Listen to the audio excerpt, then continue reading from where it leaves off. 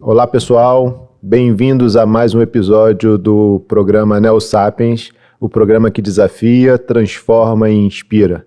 Eu que vos falo, sou Sidney Costa, host desse canal, e divido essa bancada com ele, o cara que é um monstro das perguntas, o cara que derruba, o cara que levanta. É o meu brother, né? É o cara da internet ali, das mídias sociais, o cara da vivência. Tolentino, meu brother, seja bem-vindo. Um prazer estar dividindo a bancada contigo, cara. Obrigado. Toda vez você vai aumentando mais esses... Eu só vou ganhando, você só vai ganhando qualidades comigo.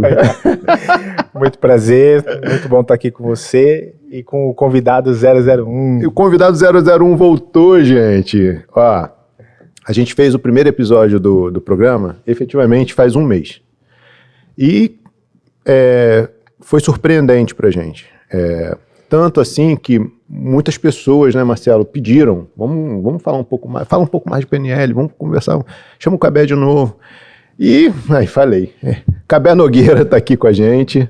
Cabé, seja bem-vindo. Seja bem-vindo, Cabé. Muito obrigado. Depois de um mês aí, a pedidos, a gente está fazendo um programa extra aqui com você. Eu agradeço muito, um mês de muita colheita aí, foi um podcast realmente incrível, para mim foi sensacional, abriram muitas portas já, muitas pessoas se alimentaram disso e estão vivendo um pouquinho melhor. A gente tem uma gratidão imensa por esse primeiro episódio, né? E o Cabé, ele tem uma energia assim, uma energia de atração, assim, você já aprende a amar ele no primeiro encontro, né? Tem um cara que foi, novidade, tem um cara um amigo, né, que viu o programa e falou, eu quero saber disso, eu quero mudar, eu quero mergulhar nisso. E aí foi fazer uma consulta, uma conversa com o Cabé, mas antes dele chegar ele falou, Cabé, você já é meu amigo, eu tô chegando aí pra te conhecer, né, Cabé? E ele é da linhagem do Sincericida aqui, né? Total. Eu não vou falar o nome dele, mas ele era assim, fulano de tal maluco que tava salvo no meu contato. Aí o Cabé falou, fulano de tal maluco? Eu falei, esse cara aí, doidão, mas é um coração maravilhoso e pra mim foi surpreendente, Cabé, a entrega dele. Depois eu recebi um relato, mas eu queria fazer primeiro a sua apresentação de novo, porque eu acho que merece. Formado em administração pela Universidade Paulista, Master Practitioner, coaching sistêmico, renascedor integrativo, especialista em firewalking e hipnoterapeuta, com uma vasta experiência no desenvolvimento humano, utilizando a PNL como uma poderosa ferramenta de transformação. Ele tem conduzido seminários, treinamentos e cursos de formação de PNL, coaching, renascimento integrativo em todo o Brasil e vou falar no mundo, tá? Que você já teve em Portugal, já teve em Miami, já rodou aí bastante, África do Sul, se eu não me engano, você já rodou aí bastante e, cara, só engrandece, é uma honra ter você aqui e hoje para falar especificamente, e a gente vai entrar um pouco mais pela PNL, tá? Sim. Mas especificamente muito pedido, a gente fez uma enquete no Instagram sobre emoções. Né? E eu queria começar com uma pergunta. Posso, Marcelo, dessa vez? Deve. Tá bom. Que você e o Cabé já são íntimos. Eu ia fazer um avanço aqui, mas não vou parar aqui no ponto, senão vai começar a polêmica. Então, eu queria fazer a pergunta bem simples. Por que o ser humano vive no piloto automático das emoções? Por que é sempre uma reação? Porque por mais que sejam situações, condições distintas, a gente vai lá atrás naquilo que nos ensinou alguma coisa e que trouxe uma emoção e a gente reage e vem com ela. Por que isso? Porque é mais fácil. Porque o piloto automático, ele não requer esforço. O cérebro, a mente não gasta energia. Não tem esforço. Piloto automático deixa a vida me levar. E aí não tem esforço para mudança, não tem esforço para pensar, não tem esforço para criar, não tem esforço para bolar estratégias novas, não tem esforço. Então a maioria das pessoas vivem nesse piloto automático e que aí depois eles vão chamar de destino, né? Era para ser assim, porque é mais fácil, é mais cômodo, é mais tranquilo. Se olhar, se cuidar, se cobrar, isso requer muito esforço. E além de muito esforço, requer muita coragem. E tem uma questão, a falta de educação emocional, né? Sim. A gente não tem Não tem nenhuma política, não tem nenhuma vivência, não tem nenhum incentivo, não tem nenhuma estratégia, não tem um plano, nada para tratar da educação emocional, né? Sim. E eu comento isso porque eu sou o delay dos afetos, né? Eu comentei no episódio anterior. Comentadíssimo nas redes. Mas, né, de fato, uma coisa presente em mim e que eu venho trabalhando, mas tem essa preocupação com a Olivia, né? Sim. E por que eu comento isso, né? Porque eu vou dar um exemplo, né? O último exemplo aqui da semana. A gente recebeu uma pessoa em casa que ela não tem muito contato. E a Olivia tem 4 anos, né? E a gente achou surpreendente porque quando a pessoa passou o dia todo com a gente ali, atividade e tal, e quando ela foi embora, a Olivia começou a chorar. E aí a minha esposa falou assim, mas por que você tá chorando, filha? Você nem conhece ela direito, não sei o quê. Aí eu dei uma olhada nela assim, porque, né, aquelas olhadas do treino. Sim. Como assim, né? Aquelas, trauma instalado com sucesso. Por quê? Porque a gente já tem essa conversa em casa de deixar ela expressar a emoção dela livremente, né? Então, se ela quis chorar porque a pessoa deixa ela chorar, né? E aí depois, ela imediatamente já se tocou assim e aí ela ficou lá chorando, sentindo a emoção dela. E eu tô comentando justamente porque a gente tende a fazer o contrário. Sim. Para de chorar, menino. Porque se protege, se blinda, se fecha, não mostra. Exatamente. E aí a gente vem nessa deseducação. Sim. Desde o princípio, né? Desde nossos primeiros anos de vida, e isso vai refletir lá no que você acabou de comentar do que é mais prático, né? Então, quando você briga com o teu esposo ou vice-versa, você dá você fica na emoção, dá o castigo do silêncio, Sim. não trata aquilo, vai deixando a coisa se acumular e levar, né? E por outro lado tem o contrário, né? Que é a falta de perceber a emoção, que é o meu caso, né? Então acontece alguma coisa... Acho que origina lá na infância em que alguém... a gente tem uma passagem que uma pessoa foi fazer um treinamento e eu estava na turma e ela não chorava e de repente ela começou a chorar e todo mundo foi, tá chorando porque ela, calma, deixa eu chorar, eu passei a vida toda sem chorar. E sem saber por quê? Por quê? Porque quando eu chorava na minha casa, minha mãe colocava eu atrás do sofá e falava, para de chorar e você só vai sair daí quando você parar de chorar, engole esse choro. Engole choro. E aí, o que acontece com isso? Você vai reprimindo a sua emoção, né? Então... Agora, interessante esse caso, é porque a mãe queria uma coisa, só que não falou. A filha entendeu, com as ferramentas que ela tinha, outra coisa. A mãe queria criar uma pessoa forte, certo? E a filha entendeu outra coisa. Chorar não é bom. Então ela passou 30 anos sem chorar. Então ela contava, me dá um nó aqui e passa.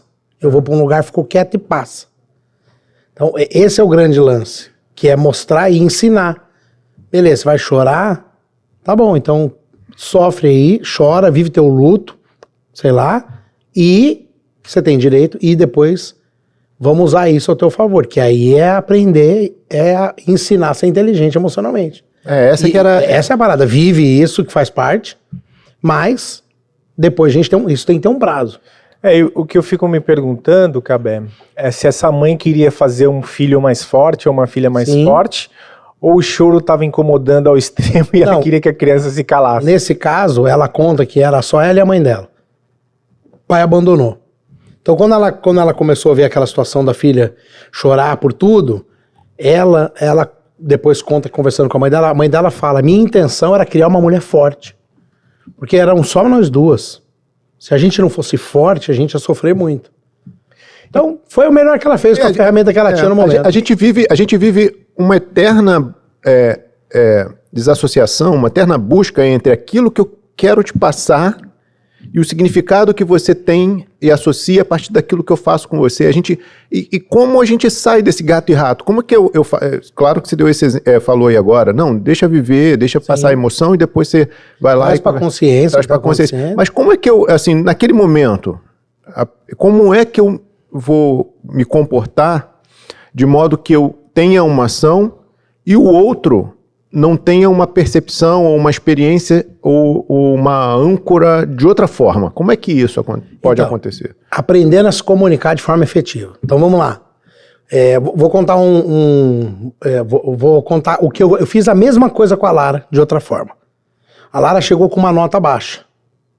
Eu não sei se eu contei aqui no primeiro. Ela chegou com uma nota baixa. E ela me entregou a prova chorando. E aí ela chorou e eu deixei ela viver o choro dela. E aí ela continuou chorando. Eu peguei a prova e falei, não mudou a nota. Chora mais. Aí ela chorou. Aí eu, não muda.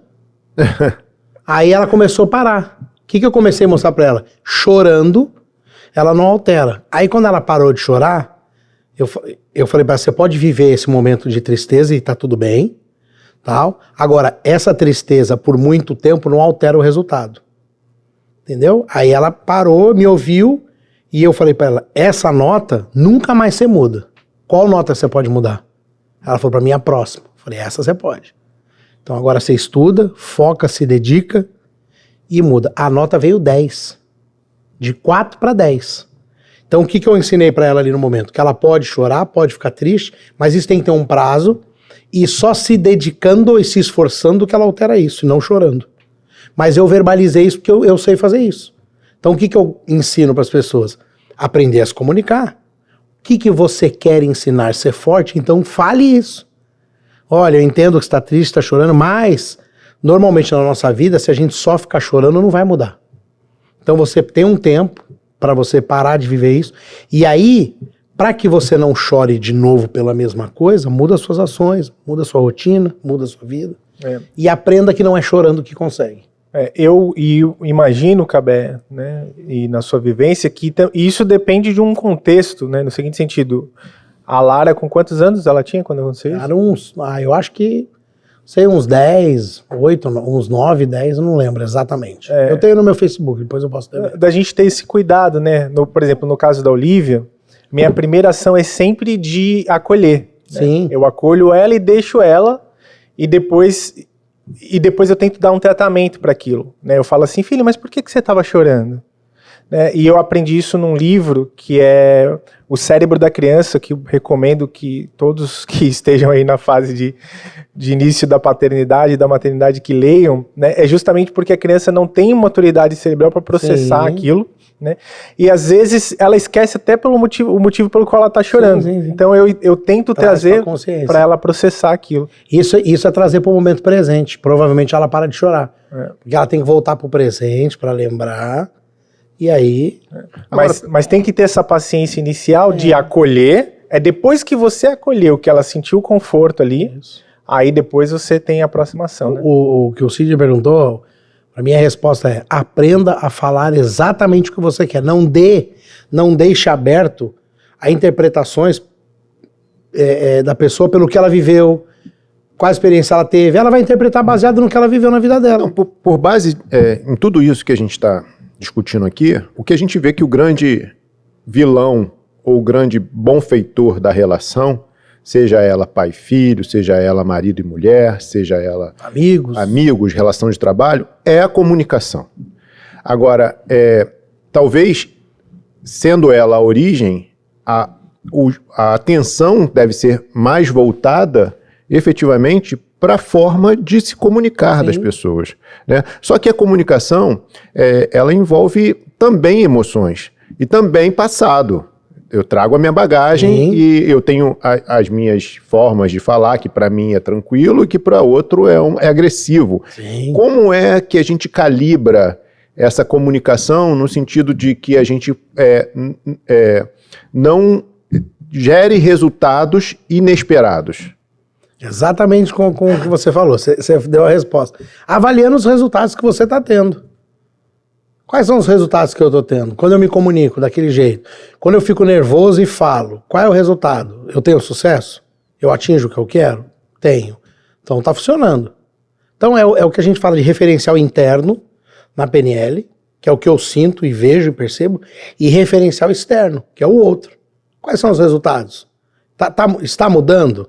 Quando eu comunico com o meu sócio, ele repete? Quando eu me comunico com a minha filha, ela repete fazer aquilo?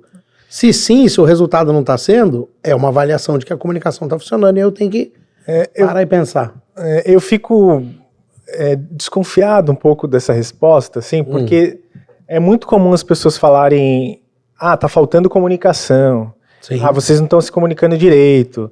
Mas eu percebo que a comunicação também depende da perspectiva, que é o olhar do outro, né? Eu vou contar uma coisa bem particular. Tem um pouco do querer entender. O problema é que entender. a PNL ela só coloca a responsabilidade da comunicação em quem está emitindo.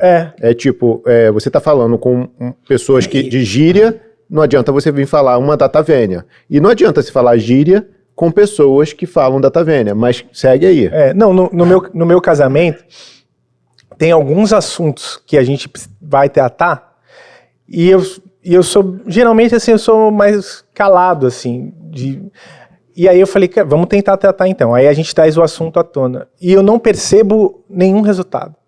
E sempre tento não, mas faltou o cuidado, faltou o carinho. Não é isso. É uma questão de perspectiva.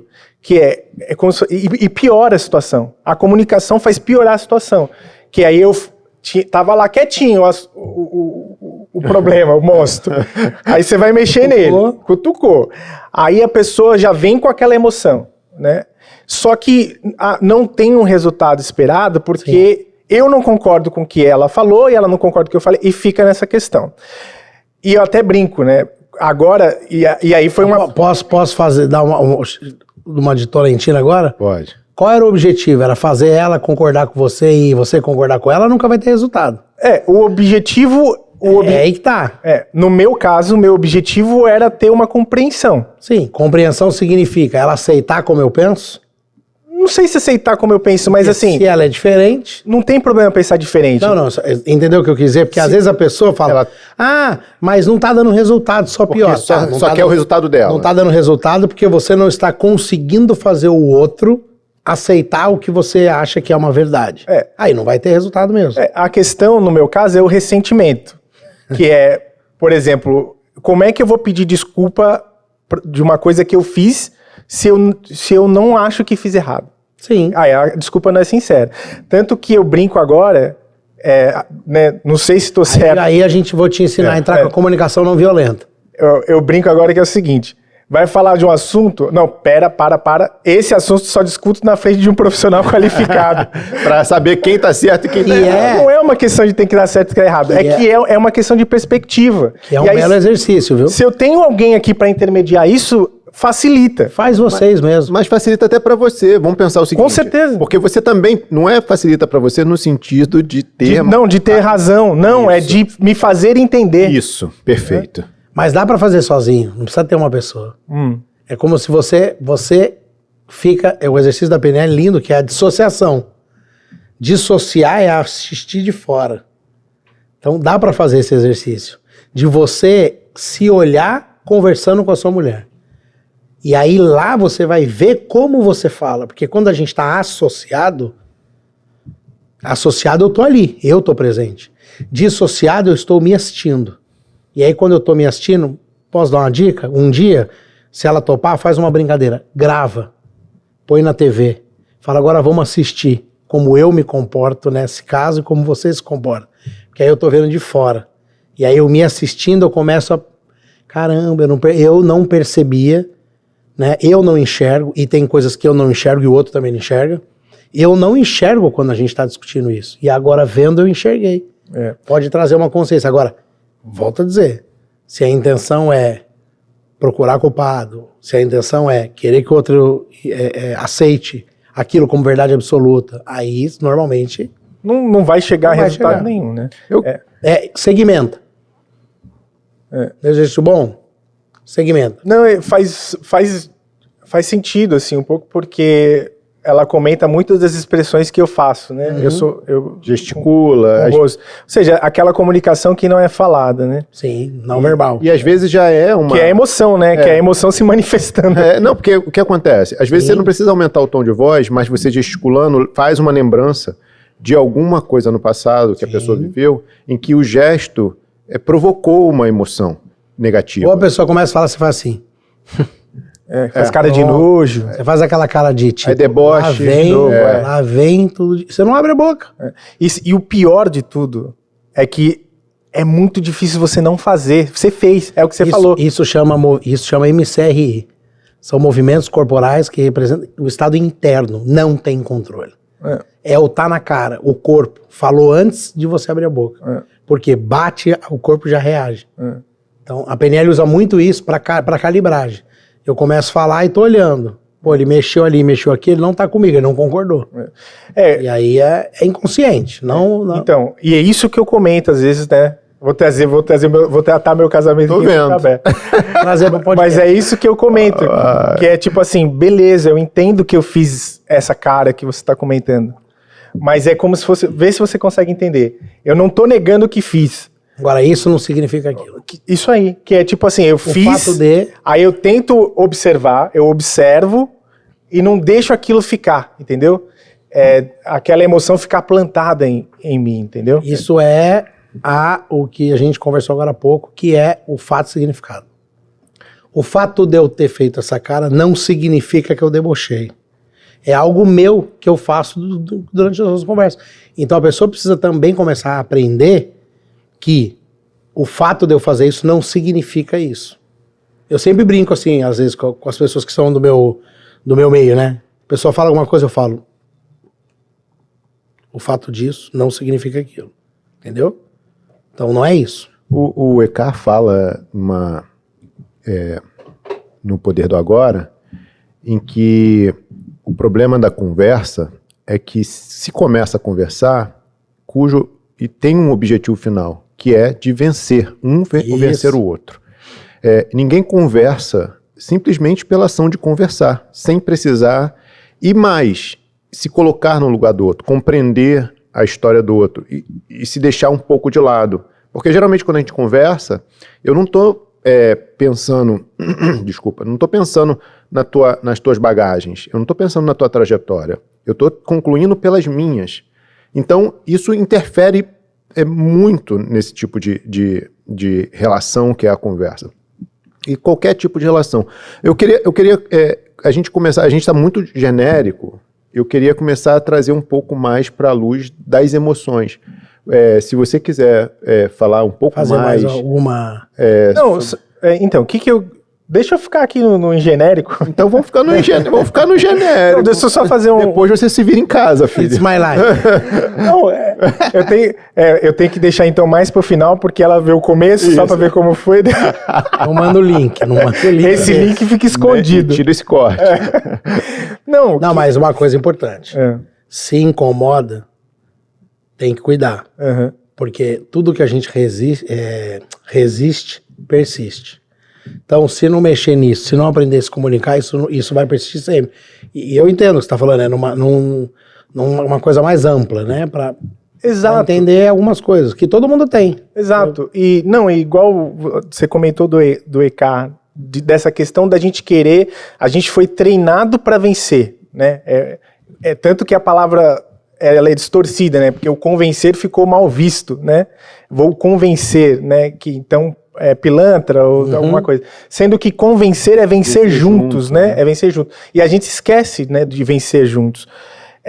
Que é esse lance, e eu sinto que ultimamente aí, na nossa sociedade tem uma disputa até entre o masculino e o feminino, e sempre essa questão de que se você está falando isso é porque você quer me convencer. E não é o convencer. A minha questão sempre é a seguinte: conversamos, eu não quero que você concorde comigo. Sim. Eu só quero que você entenda por que eu agi daquela forma. Eu só quero que você entenda que eu penso e entendo diferente. Só que a minha questão é, beleza, eu tratei. Aí esse assunto volta depois. Entendeu? Aí a pessoa volta com aquele assunto de novo. E aí eu... Deitou, escovou o dente. Mas eu tava pensando. Isso aí. E não trata. Porque não tá mas aí você vai falar assim, o seu objetivo é convencer ela? Não. Se pudesse depender de mim, eu nem ia falar mais nisso.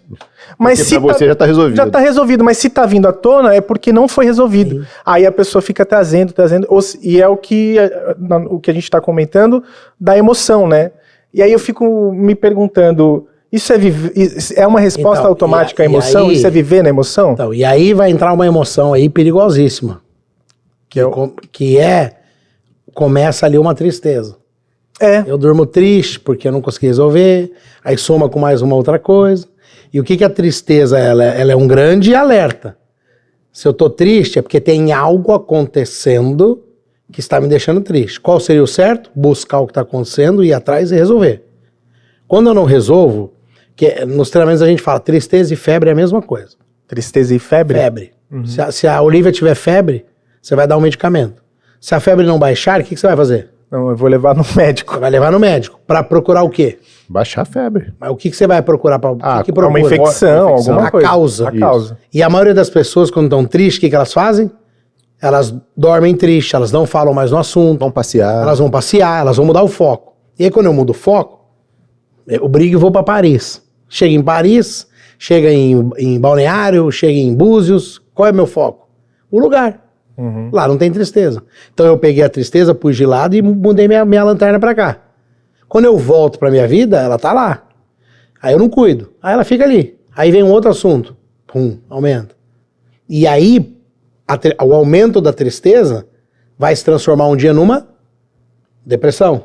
Depressão, ressentimento. E aí pergunta pra pessoa, por que você tá assim? O que ela te responde? Não sei. Não sei. Não sabe mais. Aí é o problema. Porque aí eu tenho que ir e começar a fuçar em tudo que somou, e aí mente e corpo estão ligados, aí eu tô triste, meu corpo fica mal, eu começo a ficar não sei o quê, minha resistência baixa, eu começo a ficar mais doente. E aí como que eu encontro? Como que você encontra? E aí eu tenho que fazer coisas bem profundas para ir entendendo coisa por coisa. E quais são essas coisas bem profundas? Porque é a soma de um monte de tristezinha que nunca foram cuidadas. Não. Ele quer saber quais Como que as você ações. ajuda as essa ações, fazendo um levantamento através, por exemplo, de sensações. Você tá triste, tá bom. Então vamos lá, quando você sentiu isso pela primeira vez? Aí você faz uma linha do tempo, por exemplo. Eu me senti triste aqui. O que estava acontecendo? Eu tive uma briga feia com a minha esposa. Resolveu ou não? Tá bom, então tem uma. Vai mais um pouquinho, tá? Eu tô triste aqui. O que aconteceu? Eu tive uma briga, meu pai faleceu. Isso foi mal resolvido. Tá aqui. Então, aí você começa a buscar. Por exemplo, quando as pessoas falam pra mim assim, eu me relacionei com uma pessoa uns meses atrás, que ela tinha 1000 problemas. Falei, beleza, escolhe um. Ela tinha uma empresa de coisa de carro lá que ela tinha que resolver. Esse é o primeiro problema? Como resolve esse? Tem que pegar os carros e devolver. Então, beleza. Resolvido. Próximo. Aí eu escutei uma hora assim, nossa, mas você não tem coração, você trata isso? Eu falo, eu trato sem emoção, porque eu tô de fora. Você tá dentro. Então eu estou dissociado, lembra que eu acabei de falar? Eu tô fora, eu tô dissociado, eu tô olhando um filme, e eu consigo entrar nesse filme e falar, vem cá, sai daí e resolve isso primeiro. Por isso a busca de um profissional. Que o profissional vai ver de fora e vai conseguir te orientar sem estar envolvido no furacão. Senão o médico começa a chorar junto, né? Eu queria falar um negócio. Ou um monte de remédio. A gente vai falar de todas as emoções e a gente despretensiosamente entrou pela tristeza. Isso. E entrou de uma forma negativa nela. Falando que é o excesso de tristeza e o acúmulo vai gerar depressão. E isso pode levar pessoas que estão nos vendo achando, eu tô triste, eu vou entrar em depressão. Não. Uma tristezazinha é normal e é bom às vezes. Às vezes é. Se você tá Vou dar um exemplo mesmo. Por exemplo, você tá começando a ficar muito triste no seu trabalho, se aquilo tá te fazendo mal, se você tá começando a perceber que você tá muito triste no ambiente de amigos, se você perceber que está muito triste no seu relacionamento, é um alerta de que algo ali não tá legal. Então é um lado bom. E ainda tem a seguinte, quando você tá triste, você fica introspecto. Sim. E é o momento que mais você se olha para dentro, você se observa, você fala... E aí você vai lá mexer O que tá acontecendo? Tem um provérbio que fala isso, né? Com um rosto triste se faz melhor o coração, alguma coisa nesse sentido. Que lindo. Justamente pela acho que é o Eclesiastes. Então, essa é uma consciência que é o que a gente busca ensinar e, através dos treinamentos, ensinar as pessoas a olhar. Porque a maioria das pessoas fazem o quê? Não olha. Jogando para debaixo do tapete. Relacionamento horrível é triste, trabalho horrível é triste, amigos ruins são tristes. E aí, então a tristeza tem esse lado, é um alerta. Tem algo, e aí é o lado bom. Mas e a pessoa que não tem nem por que tá triste? Tipo, Conversei com uma essa semana. mas a gente teve também essa semana uma experiência em que uma menina deu um alerta, uma mulher deu um alerta pra gente, em que ela falou o seguinte: toda vez que eu ia falar da minha tristeza, falava, pô, mas triste por quê? Você tem dinheiro, você tem família, bem, você viaja, falta nada, não falta nada. Então, eu ouvi, acho que pela primeira vez esse termo, hierarquização da dor ou da tristeza. Dos afetos. Ali, né? Ou seja, ou você se comparar, né? Você tá triste? Olha o que tá acontecendo comigo. Verdade, então, e aí tem isso, né? Aquela... Como observar isso? Como lidar com isso, Cabé? Olha, eu acho que o principal é entender o porquê, sem comparações e sem significados. Uma coisa não significa a outra. E entender o que está causando. E aí pode ser algo, como a gente falou, vem falando às vezes aqui, pode ser algo assim, algo que você viveu na infância e que agora na vida adulta você está se deparando com algo parecido e aí volta aquela sensação da infância, porque o inconsciente fala, olha, você está se aproximando de algo que você já viveu e não foi legal. Então, começar a entender, começar a buscar, e aí tem que ser uma ajuda de alguém que saiba fazer isso. Entender e perguntar para você o que está acontecendo, por que você está assim. E entender onde você já viveu isso, um pouco mais para trás também. No caso de quem está ouvindo, justamente você entender que cada um tem a sua tristeza, né? Sim. Então você não ficar trazendo comparações, né? E que não é... Eu fico triste. Até porque existe o grau máximo e o grau mínimo da tristeza. Isso. E existe o meio. Em que momento a tristeza é menos ou em que momento a tristeza é mais? Não dá para avaliar isso. Você não consegue colocar isso numa régua e fazer uma hierarquização disso. Na verdade, você tem que ficar efetivamente olhando, se cuidando, como observador. Quando que essa tristeza começa a atrapalhar aquilo que você faz bem? Perfeito. Tá passando. Uhum. Pô, eu tô tratando meus filhos mal, eu tô tratando meu sócio mal, eu tô indo trabalhar mal. E aí o que eu faço? Eu faço uma comparação. Sempre foi assim? Não. Então tem algo que tá começando a mexer nisso tudo, nesse sistema. Então aí a tristeza tá começando a passar de uma coisa normal, às vezes eu tô chateado, às vezes eu tô... E beleza. Agora, quando começa a mexer em muitas áreas da minha vida, aí é um sinal de que ela tá passando um pouco do limite. No meu caso, que começou a ajudar? Não, eu fico rindo assim porque, cara, é tão doido, né? Não, porque no meu caso, olha o que aconteceu um dia desse. A gente chora junto. Olha o que aconteceu. Eu tô indo pra casa e tô sentindo uma tristeza. Uma tristeza. Por que eu tô triste? E eu falo, que maluco, né? Como é que você pode ficar triste e não saber porque tá triste, né? Uhum. E eu aprendi num livro de meditação a você ir buscar no seu inconsciente. Sim. Aí fiz o exercício de meditação perguntando pro meu eu o motivo da tristeza. E veio uma resposta, eu achei tão incrível aquilo, que foi, eu recebi uma notícia da família de um problema, de um familiar que estava com depressão. Só que, é isso que eu falo, delay dos afetos, né?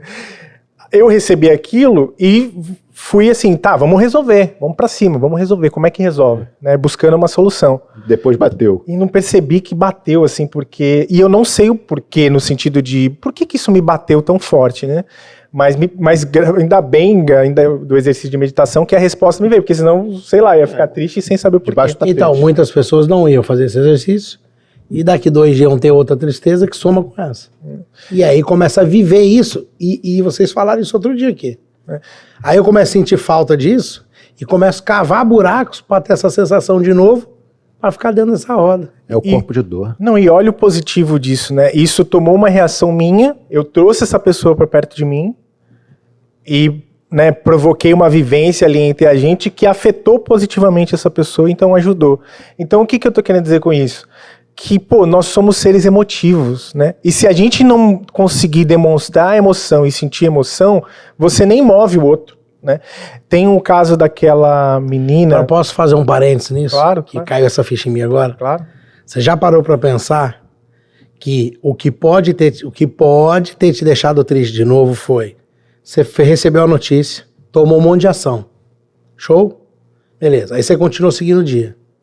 Aí o seu inconsciente falou assim, ó, você pode fazer mais um pouco por aquilo. Aí qual é o sinal? Te deixa Mais triste. tristeza de novo. Você se pergunta por quê? É por causa daquilo. Você voltou, trouxe a pessoa, fez mais por ela e depois voltou. Então, às vezes tem isso. Às vezes a gente pode ter de novo uma sensação como se o nosso inconsciente falasse assim, você podia ter feito um pouquinho mais. Como a gente é complexo, né? Volta lá naquela tristezinha, você vai descobrir o que é. O que é? O caso da pessoa com depressão. Ah, tá, então eu vou fazer mais alguma coisa. Aí eu trouxe para perto, fiz mais uma coisa.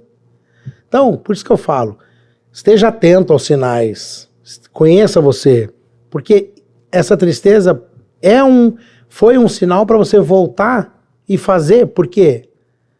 Porque algo falou assim, você pode fazer mais do que você fez. E só tem um jeito de eu te fazer ir atrás disso. Eu vou te startar de novo essa sensação. Para ver se você quer, por vontade sua, se você decide ir lá e fazer algo. Aí você foi e fez. Perfeito. Louco, né? Agora, você falou uma palavra aí que me despertou o esteja atento. Né?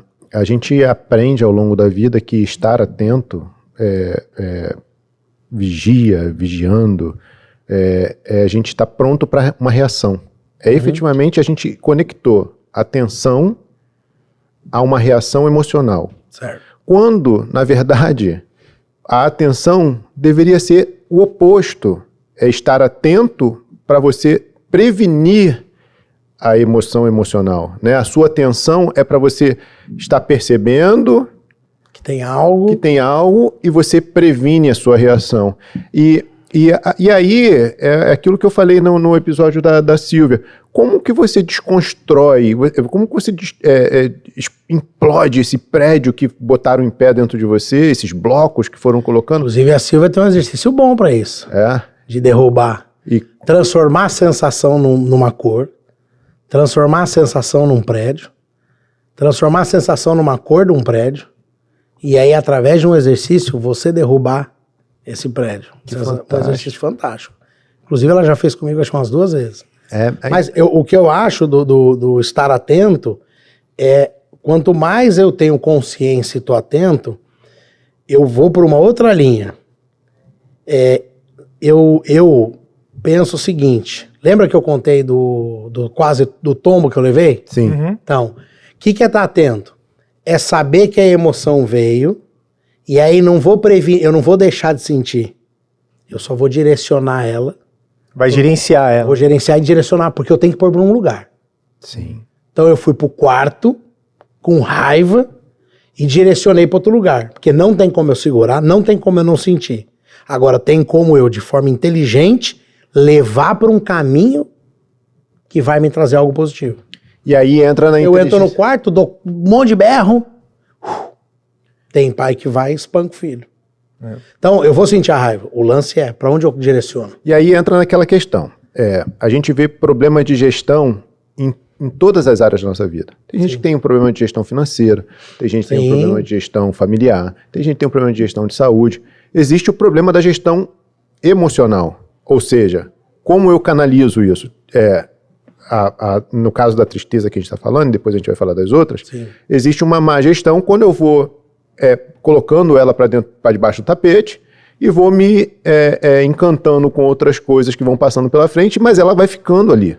E como seria boa gestão dessa tristeza? Seria essa investigação que você falou, seria você perceber e falar o que está me deixando triste, ir atrás e ali resolver. Essa gestão da tristeza seria a boa gestão? Também. Agora eu colocaria mais um ponto.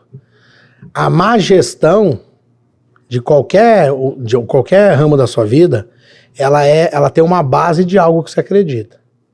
As suas crenças. Então, se eu fui criado por alguém que acha bonito ficar triste, acha bonito reclamar, nananã, então eu tenho uma crença muito forte disso, que é um platô. Então, a gestão é entender qual é o platô, né? Qual é a crença que faz eu bater aqui e parar. Então eu venho ficando alegre, aí eu tenho uma crença de que a alegria demais aí bate e eu volto. Eu não sou merecedor dessa alegria. Entendeu? Então, ficar rico. Eu fui criado que ficar rico é errado, que não sei o que, não sei o que. Beleza. Então, se eu não cuido... A má gestão é não entender... Peguei uma frase boa agora. A má gestão é não entender quais são os seus platôs. Tá. O porquê que você vive assim. Isso é má gestão. Tá. Então, as pessoas vivem de modo inconsciente, piloto automático. Sem calibrar e sem conhecer o que sustenta aquilo. Uhum. Por exemplo, a gente, nos treinamentos, nos cursos, nós pegamos vários casos de mulheres obesas, por quê? Tristes. Ansiedade. Porque eu acredito que com um corpo bonito, eu atraio homens que fazem mal em mim. Caramba. Então eu crio uma crença limitante e paro aqui. Eu começo a me cuidar, vem alguém e fala assim, se você ficar muito bonita, muito atraente, que louco. Vão fazer aquilo com você de novo. Ou vão fazer de novo, ou te vender uma crença que ser assim pode acontecer. Então como eu me protejo? E eu não tô falando, eu sou um cara gordinho, não tô falando mal disso. Mas eu me protejo atrás de um corpo que teoricamente não é o corpo ideal. Então é uma proteção. O padrão definido. O padrão definido como alguém que... Todo mundo pode sofrer qualquer coisa. Mas eu tenho uma crença que fala assim, esse padrão, tá na moda aí Barbie. E é inconsciente, né? Esse padrão Barbie eu posso sofrer um assédio. Esse padrão Barbie eu posso atrair um homem que não presta. Esse padrão Barbie eu posso ser violentada. Então o que eu faço?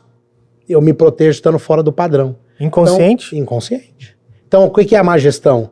Não saber o porquê que eu me comporto. O que sustenta isso? Tem alguma coisa. Tem alguma coisa. E mudando um pouquinho, felicidade. Quem que é felicidade e quem que é felizão aí? Quem que é o felizão? Porque, pô, tá pegando mal ser feliz, né? Principalmente no modelo de felicidade que existe hoje. Curto prazo. Pra mim a felicidade hoje é como se fosse um vício. Como é um vício? Você vai lá, consome e bateu, e aí espera de novo, consome e bateu. Então, felicidade. Eu vou lá, eu tenho que ter o carro. Aí você compra o carro, esse carro já me enjoou, agora eu tenho que ter a casa. Aí você vai colocando a tua felicidade em coisas, né, que passageiríssimas, não tem como, e momentâneas, em curto prazo, é o fast feliz, né? Você vai lá, consome, fica feliz, fica triste. Consome, fica feliz, fica triste. Felicidade, vai, Cabé, por favor. Ó, vocês dois aí, faz um exercício rápido. Lembra... Vocês têm vários, vai, que alguns eu até participei. Nascimento da minha filha. Isso. Lembra de um outro momento que vocês estavam felizes? Tá. Esse pra mim é o top. Não, assim, mas lembra de um outro que você estava feliz? Outro. Viagens. Lembra de um outro? Tá, eu com meu filho brincando. Isso. Todos os momentos que vocês lembram que vocês estão felizes, vocês estão realizando algo. Por que pessoas e até me coloco à disposição, quem quiser pode me procurar, por que pessoas que não têm objetivos bem definidos, essas pessoas, teoricamente, né, elas têm poucos momentos de felicidade? Porque elas vivem a vida no piloto automático. Como eu não realizo nada, eu não tenho... E isso pode parecer besteira, mas como eu não tenho na minha vida um dia para brincar com meu filho, o dia para ir ao cinema com a minha esposa, a viagem que eu vou fazer daqui 2 anos, a casa que eu vou trocar, o carro que eu vou trocar, certo? O curso que eu vou fazer, a formação que eu vou ter, isso não é tudo realização? Quem não tem nada para realizar, começa a ter pouquíssimos momentos de felicidade. Felicidade é um estado de realização. Então, o primeiro podcast, saímos daqui mega feliz, realizamos algo. Isso dura um tempo. Dura um tempo. O que eu tenho que fazer? Realizar. Agora, realizar não é comprar. O que os pais estão fazendo? Tá feliz, tá triste? Toma um iPhone. Vai viajar. Passou, tá triste? Vai pra Disney. Tá triste? Roupa no shopping. Tá triste? Troca o iPhone. Tá triste? Viaje de novo. Come alguma coisa. Come. E aí o que acontece? A felicidade está sendo, primeiro, que não tem esforço de quem tá recebendo. Certo? Não tem esforço nenhum. E tá sendo externalizada, né? Estão criando algumas coisas que ser feliz é ter isso. Então, como eu não tenho um telefone tal, Então eu não sou feliz. Então eu só vou ser feliz. E isso tá no livro, O Jeito Harvard de Ser Feliz. Eles começaram a perceber, olha que coisa maluca. Eles começaram a perceber que os caras estavam programados para ser felizes só quando eles saíssem da faculdade formado. Os caras estavam entre os melhores do mundo só por ter entrado em Harvard. Aí eles chegavam em Harvard e percebiam que eles eram ali igual a todo mundo. Índice de depressão, 0,5% a taxa de relação sexual em Harvard, 0,5%. Quer dizer, por quê? Porque eles estão esperando lá a formatura e não vivem o agora. Pô, só de estar em Harvard o cara tinha que estar feliz. Só do cara viver. Eu me lembro aquela fotinho que tem um garotinho no segundo pódio ali, no segundo lugar chorando e no terceiro vibrando. Na verdade, cada um curte o seu momento da sua forma. Mas eu acho assim, isso que você falou do pai fazendo isso com o filho é um reflexo do que ele faz com ele. É um pai sem objetivo.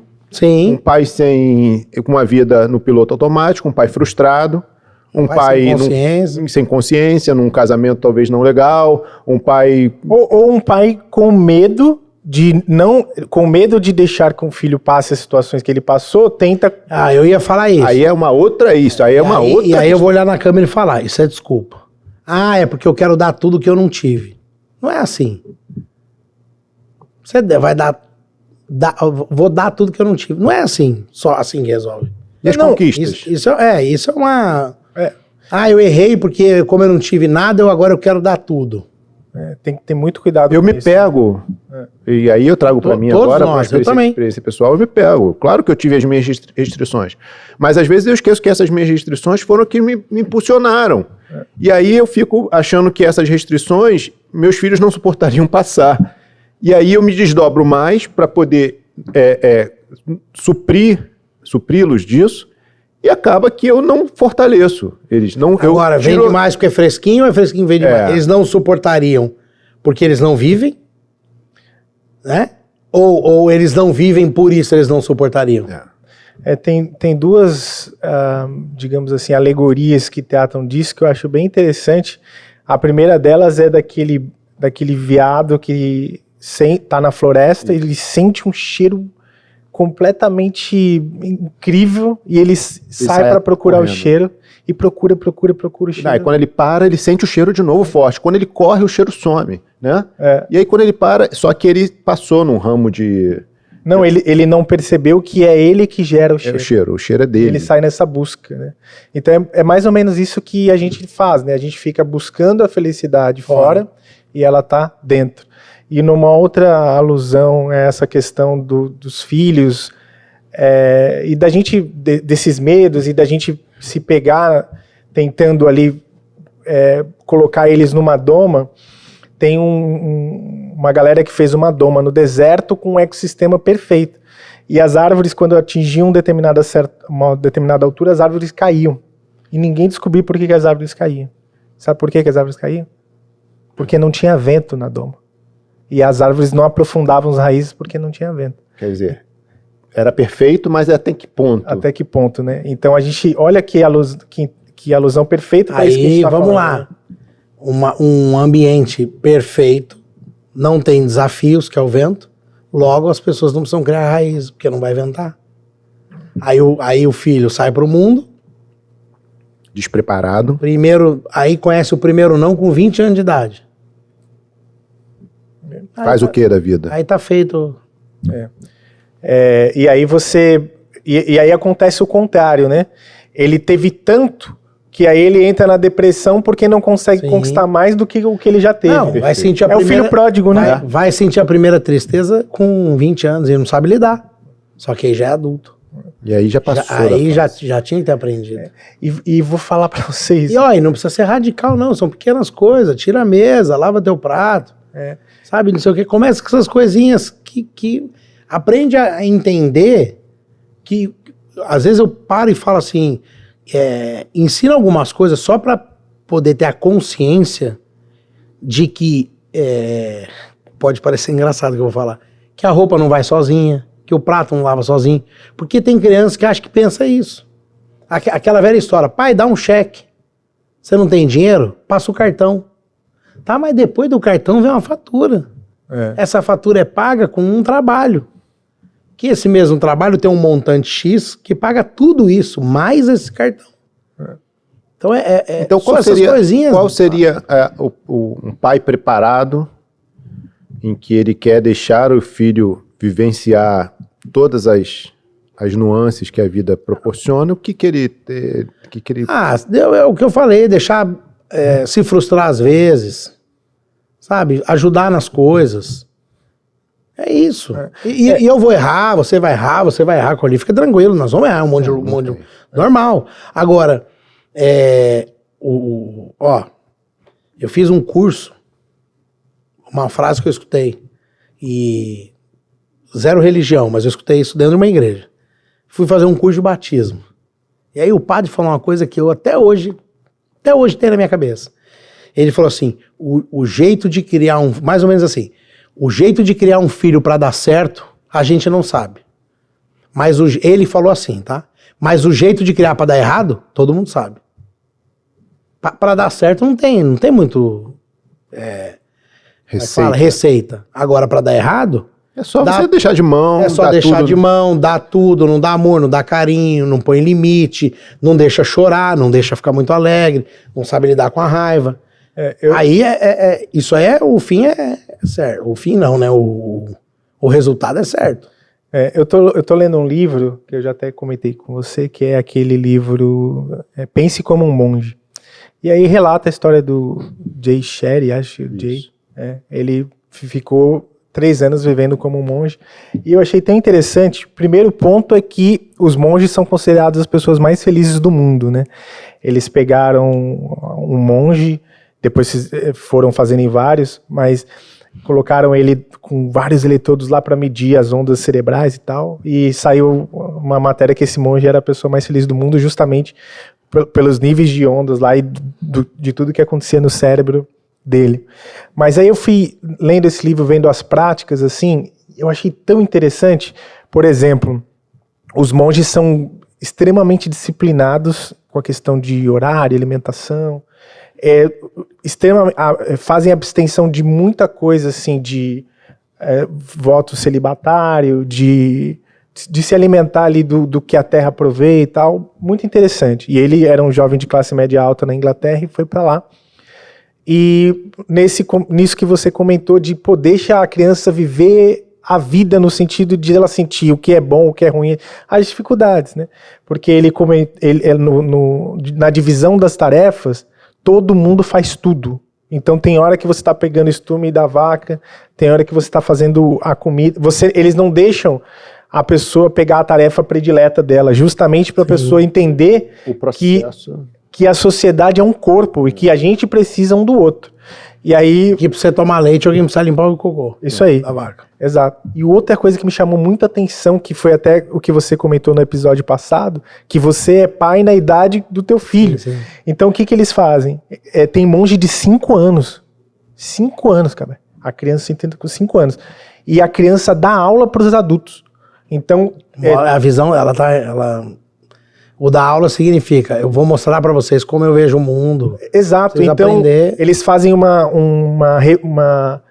eles vão alternando ali, pegam um tema e dá pra... Cabeça, você vai falar desse tema aqui na próxima semana. É o Neosap. É o Neosap, com certeza. Aí, e pode ser velho ou criança. Sim. Aí eles sentam num assento um pouquinho mais elevado, todos os outros sentam na almofada. Como aprendiz. E não é como tutor, tipo, eu vou ver como você faz. Não. É para pegar o aprendizado que aquela criança ou com aquela pessoa está trazendo. Percepção Eu achei tão incrível. Já pensou se a gente trouxesse essas práticas para o nosso cotidiano? Nossa. Não ia ter briga de marido e mulher. Ou agora vamos pôr na posição de ouvinte, aprendiz, agora você. Isso. Agora, eu queria entrar um pouco mais na felicidade. A gente passou pela tristeza, falamos da felicidade. Como o Marcelo falou, os monges são os mais felizes do mundo, porque estão efetivamente num processo de agora, estão vivendo a cada dia o que tem a labuta e tal.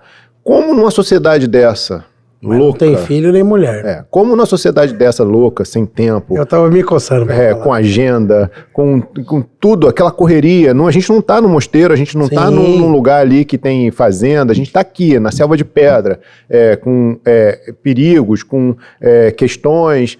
Como minimizar e olhar para a felicidade de uma maneira mais pueril, né? Mais angelical. Olha, eu acho que... Acho não, tenho certeza. Primeira coisa é voltar lá no autoconhecimento. E começar a entender o que te faz feliz, o que te deixa feliz. E eu acho que é uma escolha. E essa escolha tem preço. E começar a escolher a viver caminhos onde você se sente bem. Porque quando eu vivo um caminho que eu não me sinto bem, também é uma escolha. Ah, não, mas eu não escolhi nascer aqui. Beleza. Você não escolheu nascer, mas é uma escolha sua ficar. Então, o autoconhecimento traz isso. Porque senão você vai trabalhar onde não gosta, frequentar onde não gosta, suportar o que não, carro que não gosta, ficar suportando uma situação. Porque com uma falsa desculpa de que mas eu não tive escolha. Eu não tive escolha. Teve. Você não teve escolha, talvez, de nascer ali, mas de ficar ali você tem. Então, o que o autoconhecimento traz? Por exemplo, eu tive uma infância muito boa, eu tive uma vida boa, tá? E aí, o que eu fiz? Eu relacionei vida boa, era trabalhar na mesma indústria que meu pai, chegar no cargo que meu pai chegou, beleza? Tá. Aí eu entrei.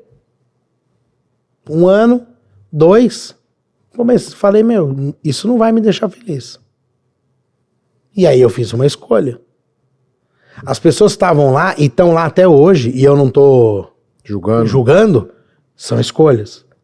As pessoas estão lá até hoje, olharam pra mim, por quê?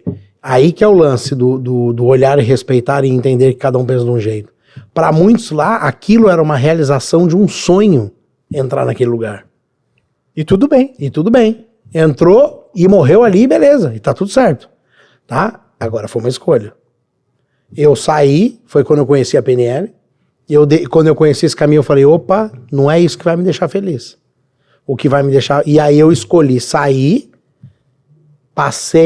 passamos, né? Eu era casado na época, situações bem, bem difíceis, com uma neném de 8 meses. Eu vim pro Rio de Janeiro, a Lara tinha 8 meses.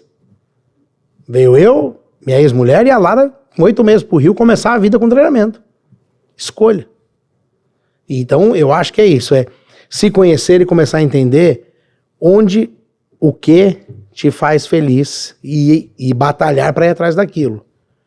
E não, para não falar depois que, é isso que deu. O que você está falando, então, na verdade, que você tem que entender que você pode ver a vida de 2 formas. Ou como um milagre, ou como um não milagre.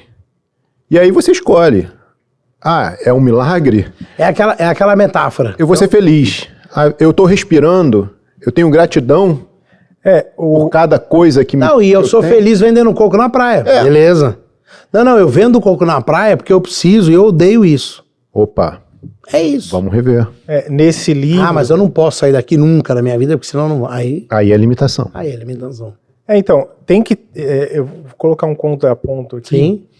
Que nesse livro ele fala da questão do Dharma, né? Que é o contrário do Karma. Uhum. No Karma é no sentido de que tudo aquilo que você dá volta para você, não necessariamente no mesmo canal, né?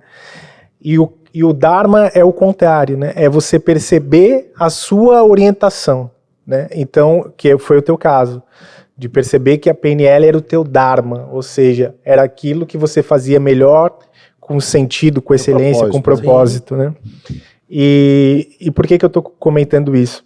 Porque às vezes as pessoas terceirizam o Dharma, né? A gente está num momento, por exemplo, com uma explosão de tecnologia, de coisas acontecendo, aí uma hora a onda agora é que engenheiro de software ganha tantos mil, é a onda da parada e tal, e a pessoa não tem orientação para aquilo, se coloca naquilo... Nem pensa, porque vai querer ganhar aquela grana. Exato. E sendo que você consegue... É lógico que se você vender coco na praia, é difícil você chegar Mas ali. se você for um empreendedor de vender coco, irmão... Mas se você se você vislumbrar aquilo que você está fazendo com inteligência, você pode simplesmente montar uma franquia com vários outros. Quando eu abri o treinamento em Miami, quando eu estava lá dando treinamento em Miami, 2013, 14, 15, foi quando chegou uma empresa brasileira vendendo coco na praia, Miami Beach. Imagina, 2015. Entendeu? Então, o cara era vendedor de coco.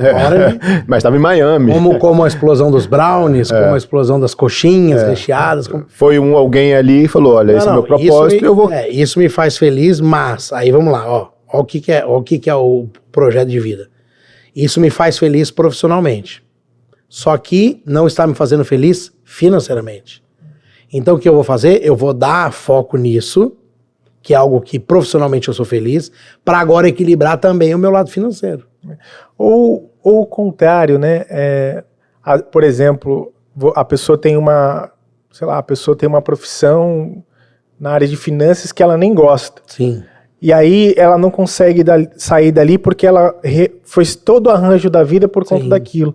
Mas ela pode buscar, por exemplo, num hobby, compensar e usar o dharma dela para aquele hobby, para aquela situação. As pessoas são muito imediatistas. Ela acha que vai começar um negócio hoje e hoje tem que dar resultado. Mas tudo na vida depende de processo, né? Um bebê, para começar a andar, ele tem que ficar de barriguinha, 4 apoios, se equilibrar. Então tudo é processo. Então, para você que está pensando em mudar de carreira, se você começar hoje, você não muda amanhã. Você tem que fazer um planejamento para 3, 4, 5 anos.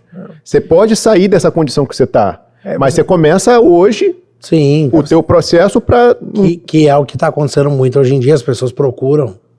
Eu quero fazer, como é que fala? Transição de carreira. Transição de carreira, tá bom? Então vai ter um processo. Para quando eu atingir... Quando começar a dar fruto, isso, né? eu consigo ir diminuindo aqui, aumentando aqui.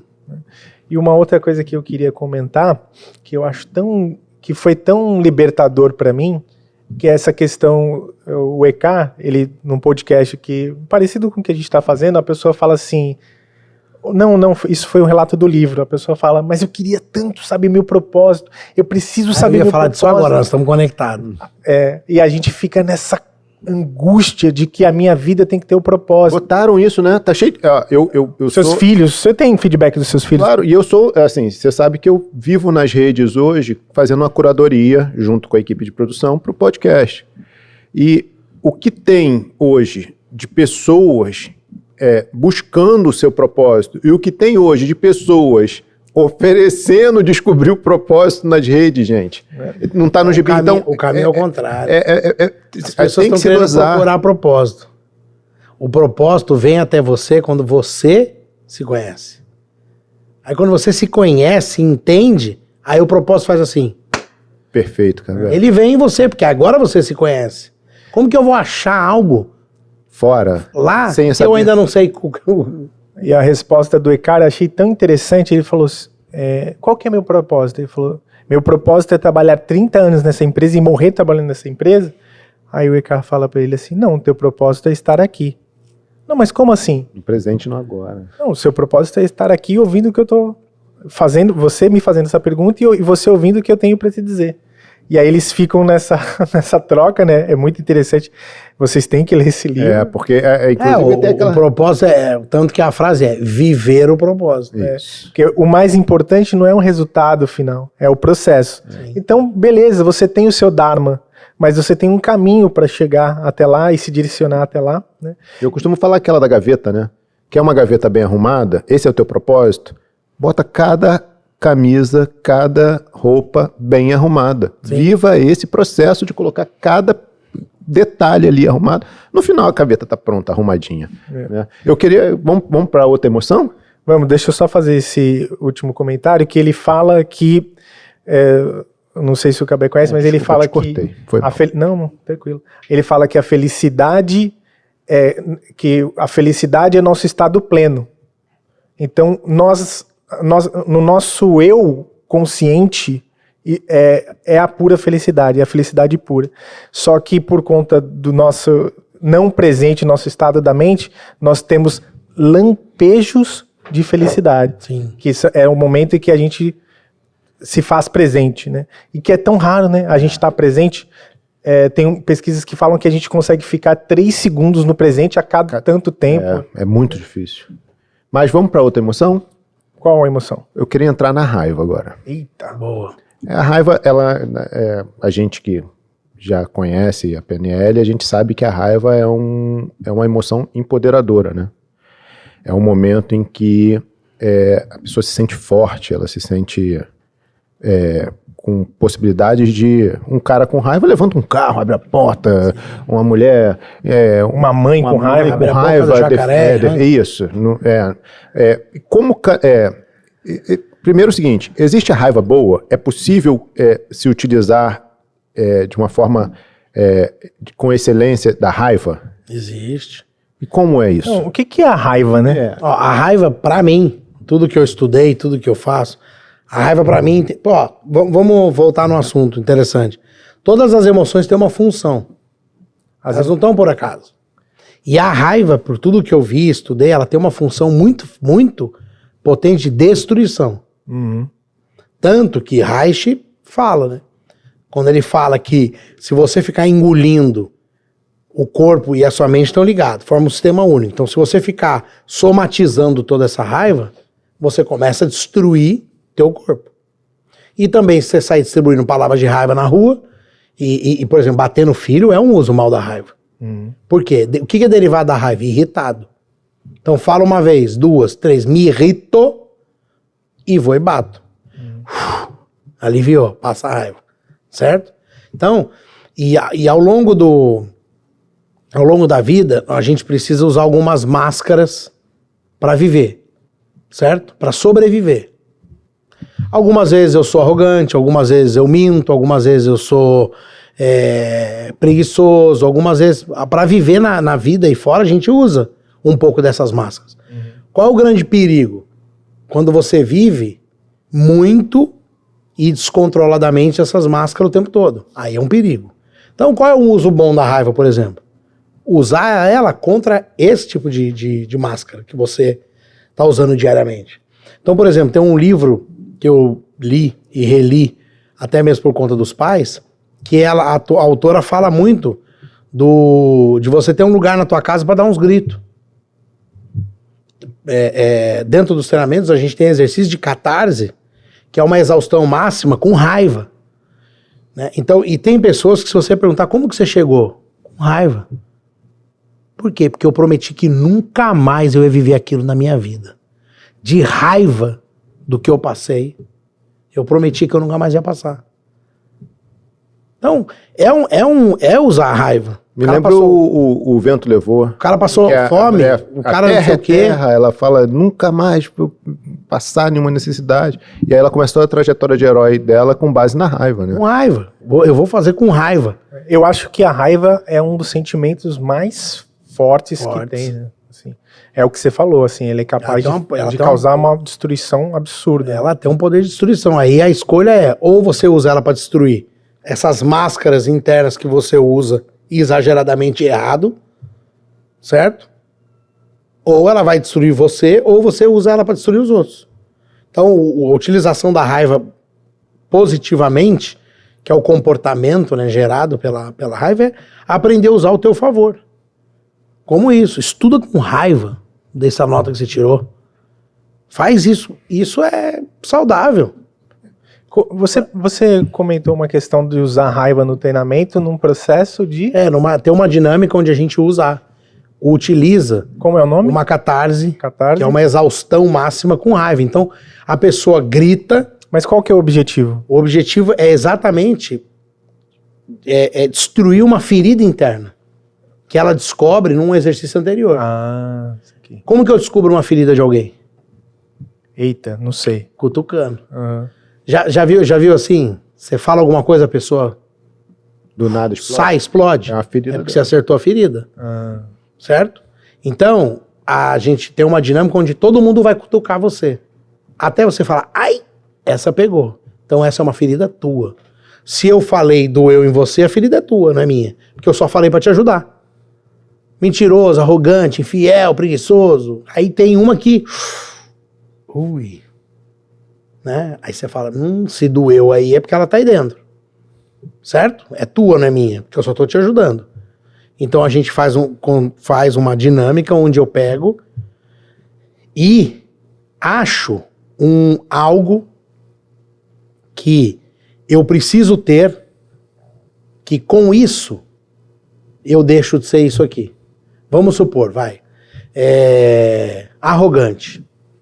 Então a pessoa tá tendo muito problema na vida, as pessoas estão falando, os resultados não estão vindo, e ela descobre que uma das feridas que está limitando ela é a arrogância.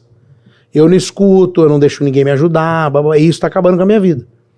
Aí, no exercício, o que a gente pede para a pessoa? O que está faltando dentro de você para você ser menos isso? E a pessoa que descobre sozinha perguntando para ela. Porque eu poderia falar, seja mais paciente, seja mais humilde, mas aí eu tô falando, né? E aí ela fala, eu acho que é isso. Não, é você sozinho. Que a pessoa pode falar assim pra mim, seja mais ouvinte. E o contrário de arrogância. E o outro pode falar, seja mais humilde. E aí ele faz esse exercício verbalizando o nome, o antídoto e a palavra sempre. Então, Cabé Nogueira, seja mais humilde sempre. Cabé Nogueira, seja mais... E aí ela começa, aí eu vou no ouvido da pessoa e falo assim, pensa em tudo que essa porcaria faz na sua vida. Com raiva. E acaba com ela agora. Pensa em quem você faz chorar. Pensa em quem sofre com a tua ferida. Pensa na tua família. Pensa o que essa porcaria faz em você dia a dia. O que eu faço ele lembrar? Das sensações onde a ferida vem. Isso é bom para acabar com o vício, não? Também. Pode ser usado. E lá tem um contexto, né? Tem todo um contexto. Tem que vivenciar, né? Mas você pode fazer uma coisa mais simples. Por exemplo, tá passando por algo, entra no carro, liga o som e anda 4 km. Gritando e colocando isso pra fora. Pronto. Eu tenho visto, assim, não sei se eu posso falar em pandemia ou epidemia, de jovens, adolescentes, que não têm conseguido lidar com a raiva. Na verdade, eles se agridem, saem de si. Se agridem, né? Se agridem, saem de si. Onde está esse desencaixe para essa galera nova que está chegando? Então, Cabé, acho que tá muito ligado a frustrações, comparações, certo? Então, por quê? Eu me frustro porque eu me comparo com algo que tá lá nas redes sociais, e aí quando alguém vem, o pai, ou a mãe, ou a namorada fala alguma coisa, aí eu fico com raiva de não ser o que eu queria ser, aí eu fico com raiva do que o outro é, e aí eu fico com raiva de que alguém percebeu isso e me falou. Então eu acho que falta conversa, falta amor, falta limite. Educação emocional. Foi o que a gente começou falando da tristeza, né? Abrindo. Por exemplo, se algum especialista aí quiser depois mandar uma mensagem, pode mandar. Mas vou dar um exemplo de como que a gente faz com a Olivia. Tá bem bomba. Com a Olivia. Pega leve com a Olivia, ela só tem 4.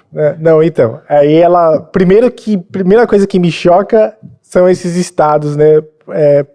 De raiva, da onde ela tira, né? Mas ontem, por exemplo, quero ver desenho. Já tinha passado do horário. Não, o desenho não tá disponível agora. Tal hora já acabou o desenho. Eu tô com raiva. Ela começou, eu quero derrubar essa cadeira. Aí falou que ia derrubar a cadeira. Aí ela começou a puxar a cadeira. E eu deixando ela sentir a raiva dela. Aí, ao invés de eu fiquei pensando, meu Deus, o que eu deixo ela fazer? Será que eu deixo ela... Se ela for derrubar a cadeira, ela vai... Não, eu fiquei com medo dela se machucar. Só que me deu um...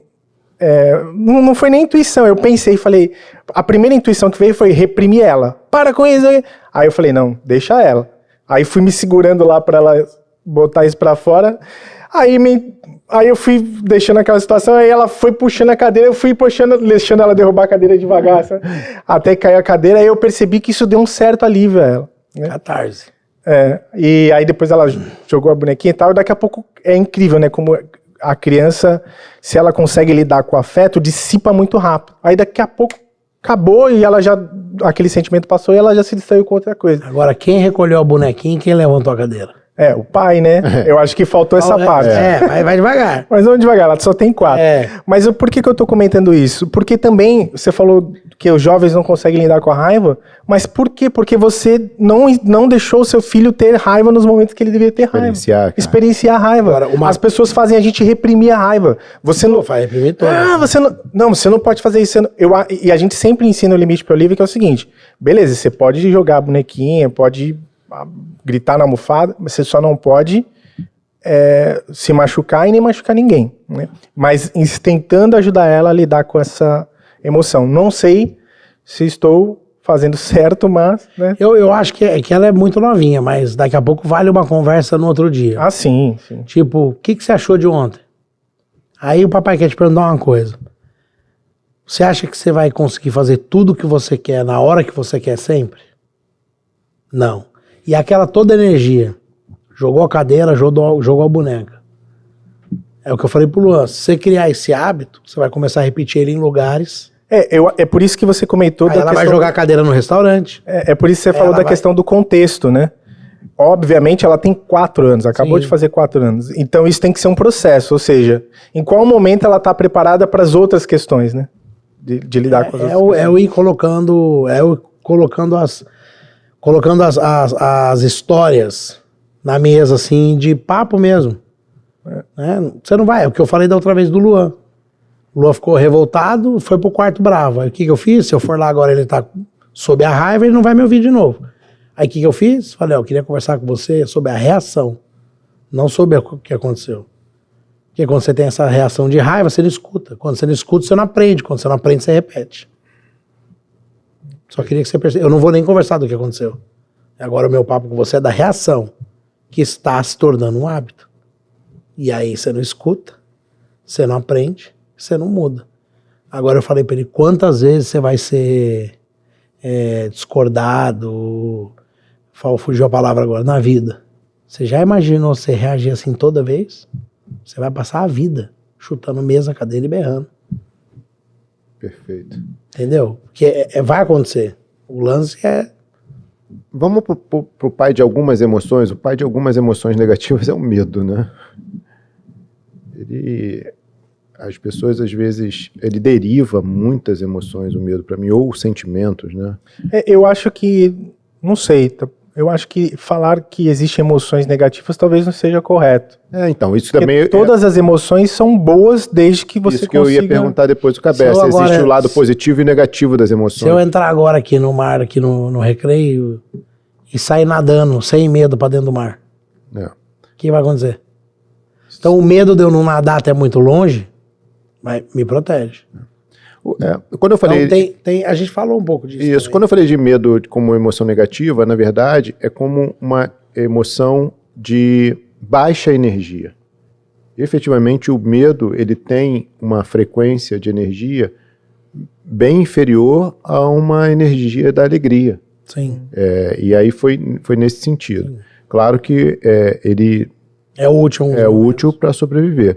Mas eu queria falar dele, na verdade, em que momento o medo, e aí você já falou aí o que é bom, em que momento o medo se torna ruim, em que momento eu começo a ter que me preocupar e olhar com um olhar mais preocupante, mais de buscar soluções para esse medo. Tá. O medo, o olhar do medo é o seguinte, é a pergunta simples, né? Esse medo que está vindo agora em mim, ele está protegendo a minha saúde física e psíquica? Não. Ele está numa área de impedimento. Então aí é algo para começar a ficar... É aquele platô que você falou, da crença. Aí é o medo que me impede, certo? Tem gente que tem medo de vir aqui gravar podcast. Eu posso morrer gravando podcast? Posso ficar louco gravando podcast? Não. Pouco provável. Pouco provável. Então o medo está me impedindo de falar para o mundo algo que eu sei. Então isso eu tenho que dar atenção. E aí trabalhar o que causou. Aí às vezes eu posso ir lá na infância, e aí eu fui ler um texto na sala de aula e todo mundo riu. Então eu tenho medo de vir aqui. Tá bom, então vamos lá, vamos resolver esse problema nessa criança, né? Limpar esse trauma para você vir aqui. O que eu não concordo e respeito, mas não concordo, é a história do vai com medo mesmo. Para mim, o medo é uma... A gente conversa muito disso, né? Para mim, o medo é uma grande ausência de preparo. Para mim, medo é ausência de preparo. Se eu tenho medo de falar aqui, porque eu não estou preparado. Então, o que eu preciso fazer? Ter essa consciência e me preparar e voltar mais preparado e não voltar mais corajoso. Nem sempre, né? Porque tem pessoas que estão preparadas, mas se deixam paralisar pelo medo. Né? Sim. Que é o medo... Que é o que eu falei, pode ser exacerbado. Pode ser algo lá, um trauma, alguma coisa. É. Uma crença limitada. Agora, a maioria é falta de preparo. Entendi. Por que eu não vou escalar o Everest? Eu não tenho medo nenhum. Eu não vou porque eu não estou preparado. E aí eu vou morrer. Tem um atleta, que eu não me lembro o nome dele, que foi pro livro dos recordes, porque foi o primeiro homem que escalou um determinado lugar sem roupa, sem equipamento, né, sem corda. Né? E aí, ou seja, se ele errasse qualquer movimento na escalada, era a morte certa. E aí as pessoas perguntavam para ele como é que ele conseguia lidar com o medo. E aí ele falou justamente o que você comentou, que ele entendia o medo daquele obstáculo e trabalhava aquele medo até o medo ser superado. Ou seja, eu me preparei tanto para esse obstáculo que agora ele não é mais medo, eu ressignifiquei ele, né? E é interessante o que você falou, porque é o seguinte, aí vai uma bomba. O medo vai ter em todas as fases da vida. Você começa a virar um grande empresário com medo. Aí você vai, começa, e você começa a ir bem. Aí você começa a ganhar dinheiro, certo? Aí você começa a ter outro tipo de medo. E aí você vai lidando com isso, vai melhorando. Aí você começa a ficar muito rico. Aí você começa a ter medo de andar na rua, você começa a ter medo de não ter um carro blindado, não é? Aí você resolve isso. Aí você vai ficando bilionário, aí você começa a ter outro medo. Show? Agora vamos para baixo. Você começa a falir. Você começa a ter medo de não ter o que comer. Aí você vai, faz um bico, não sei o que, resolve. Aí você começa a ter outro medo. De estar morando num lugar que é perigoso, não sei o que, não sei o que. Aí você vai vindo mais pro buraco. Aí você começa a ter outro, então vai ter. É o que ele falou. Eu subi um degrau e tinha um medo novo. Aí eu resolvia esse. Eu subia mais um, eu tinha um medo novo. Então nós vamos ter medo de subindo ou descendo. O Joey, no livro Como se torna sobrenatural, ele fala justamente disso, que o medo, ele foi criado na evolução da espécie para proteger, né, para a gente proteger a vida. E aí ele usa até um exemplo de uma onça que vai num sítio que ele está e ele fala que ela fez um rugido que arrepiou ele todo, e aí ele vai para pegar a espingarda e tal. E ele fala que o mal do mundo é estar sempre presente nesse sentimento de medo e não conseguir sair dele, né? Está sobrevivendo. Usa mal, né? E o Eckhart fala, ele já fala de um jeito bem interessante, que ele fala que esses medos que a gente está comentando, por exemplo, se você pegar e for para o mar, ele fala que isso não é medo, isso é falta de coerência, isso é falta faltou coerência da tua parte. Sim, não é uma questão de medo. É que se você for subir no lugar sem equipamento, você está sendo incoerente. É o sem noção. Sem noção, não é medo. Né? E que o medo é justamente, ele tem que ser... o medo é uma emoção que, para ser bem utilizada, ela tem que ser muito rápida. Ele bateu, você... Ele é temporal. O Kybalion já fala o seguinte, que aí é uma filosofia egípcia. Agora, é um treino, né, o medo ser rápido. Que é você começar a se treinar para resolver o problema e o medo acabar. Largar, E tem gente que, como não treina, não aprende. Aí o medo vem e fica. Eles falam lá que coragem e medo são a mesma coisa. Só que um com maior grau de energia e o outro com menor grau de energia. No meio do caminho entre coragem e medo, o que é? Quando é que você vai dizer para baixo que você está com medo, ou quando é que você vai dizer para cima que a partir daquele momento é corajoso? Então, um aluno estudioso da filosofia hermética, para ele que se sente medroso, para ele pode se tornar corajoso, só mudando a perspectiva e a energia daquele sentimento. Então é muito interessante isso, porque ele fala em transmutação de emoções. Ele não transmuta medo em alegria. Sim. Mas ele transmuta sempre na mesma linha, medo e coragem. Eu achei muito interessante essa passagem lá, e aí com determinados exercícios, que é esses exercícios que você faz, efetivamente é para mudar esse campo de energia, esse campo de visão e de vivência e de utilização da emoção dele. E tem um exercício que a gente faz num treinamento de alta performance, que é um exercício que a pessoa fica com medo do que ela acha que é. E aí quando ela tira a venda, ela falava, nossa, eu achava que eu estava num lugar muito mais alto.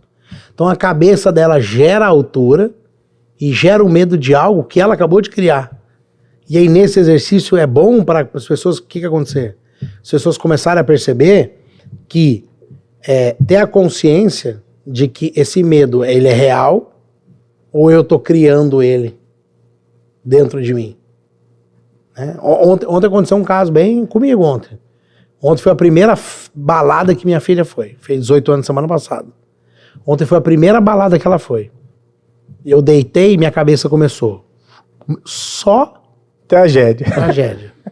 Só tragédia comecei a criar.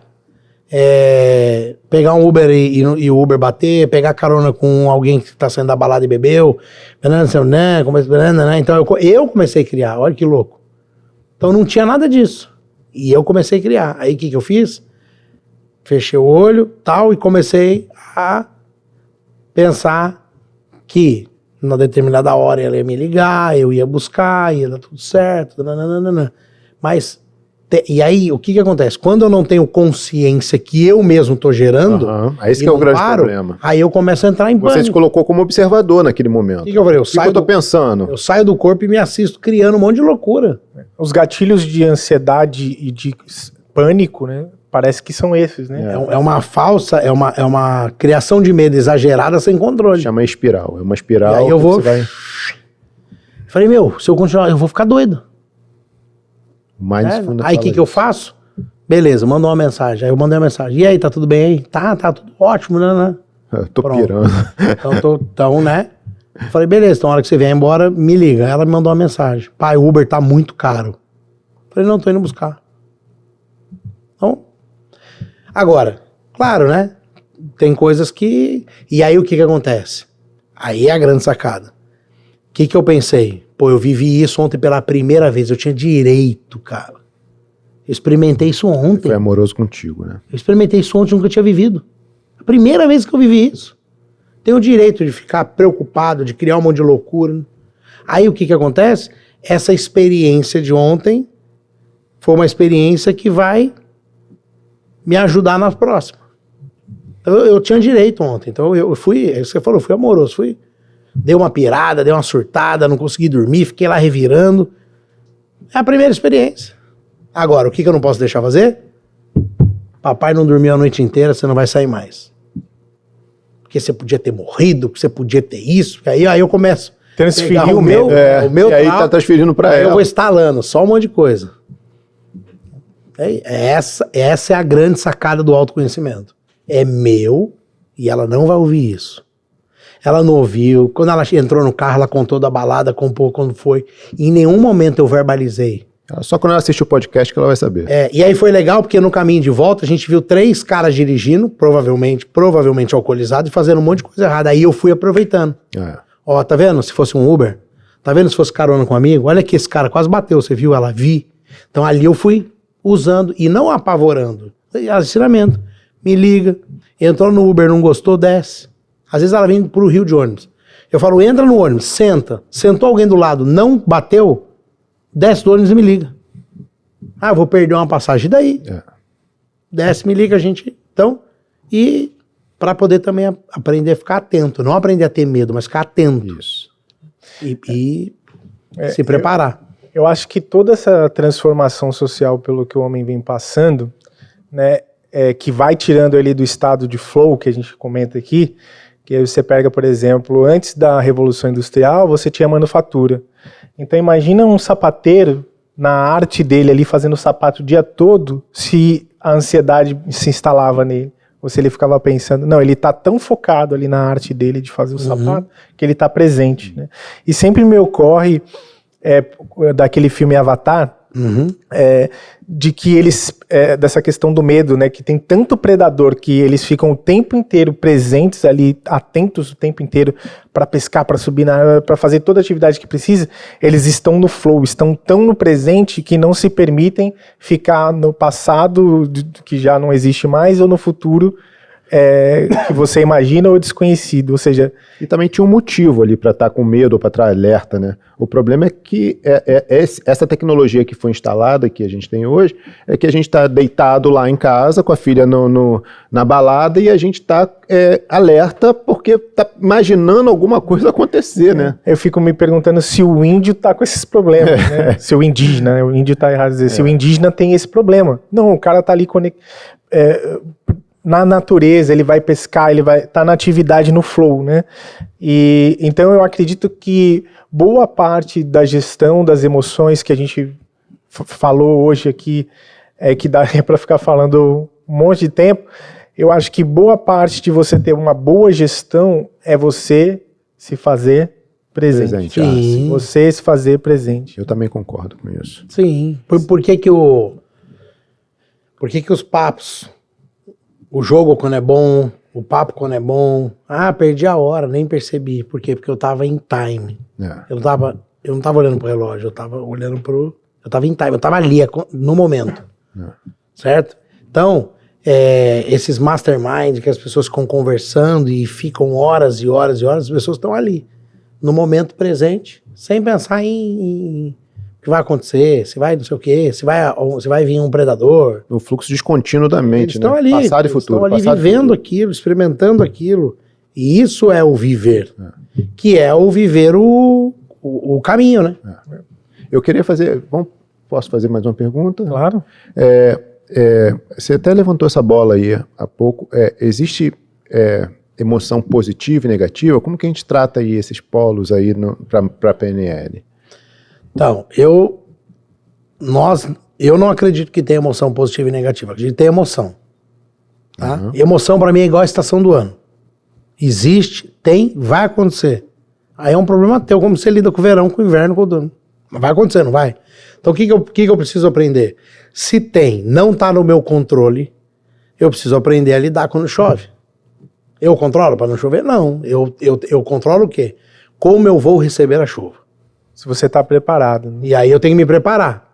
Não adianta eu não ter guarda-chuva no carro e ficar bravo que choveu. Choveu, você não tem guarda-chuva. Você tá num mundo que chove? Tô.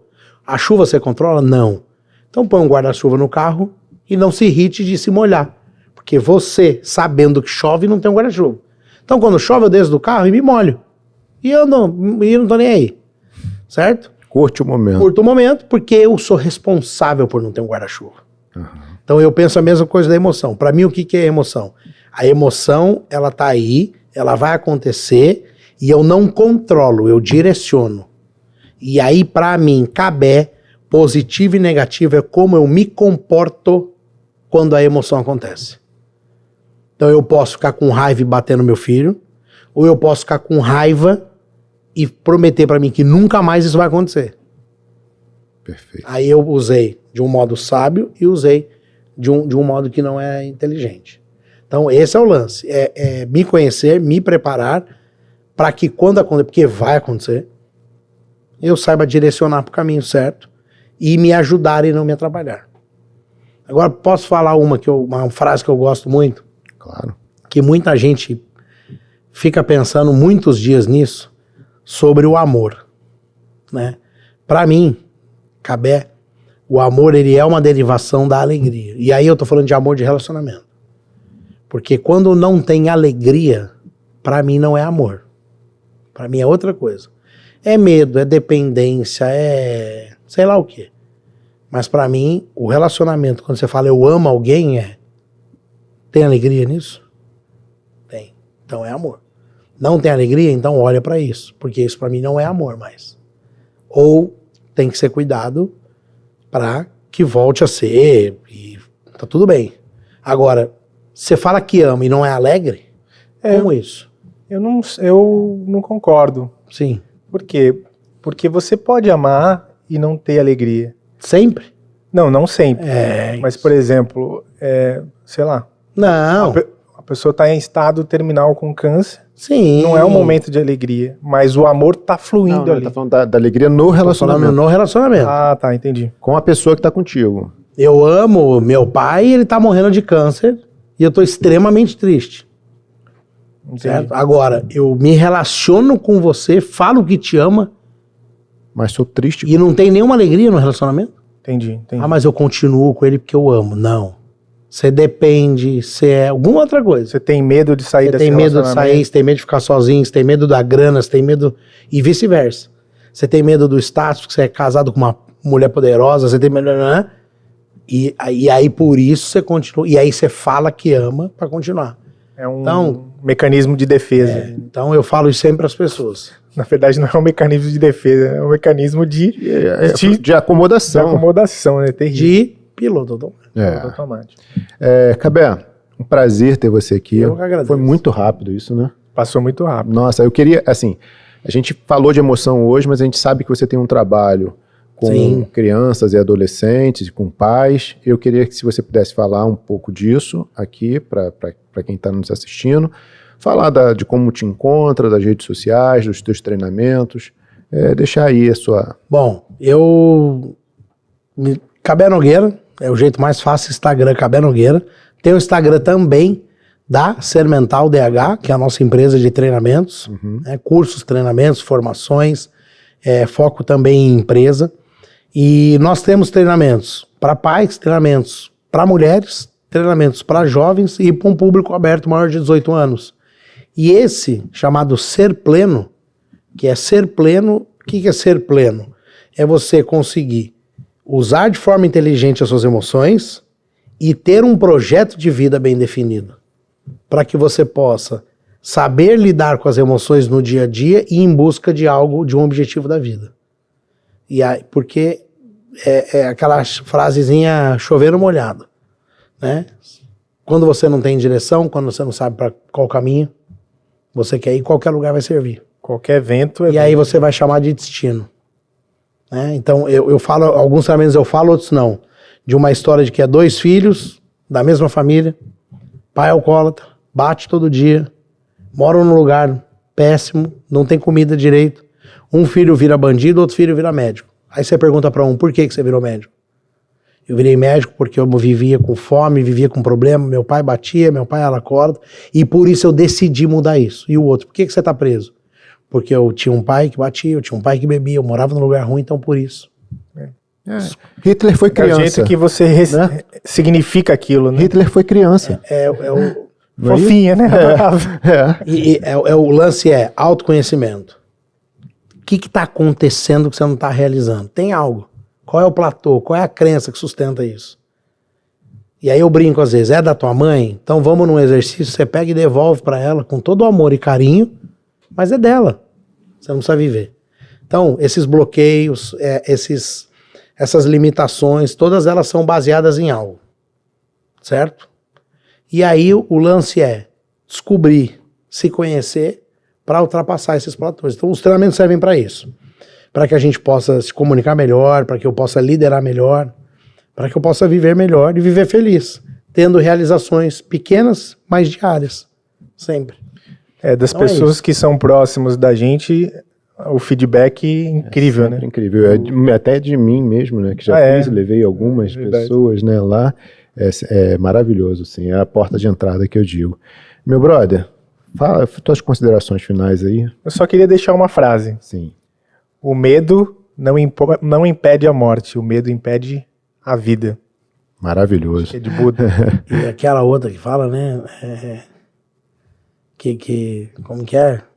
Ah, mas só se vive uma vez. Não. Só se morre uma vez. Se morre uma vez. É isso, cara.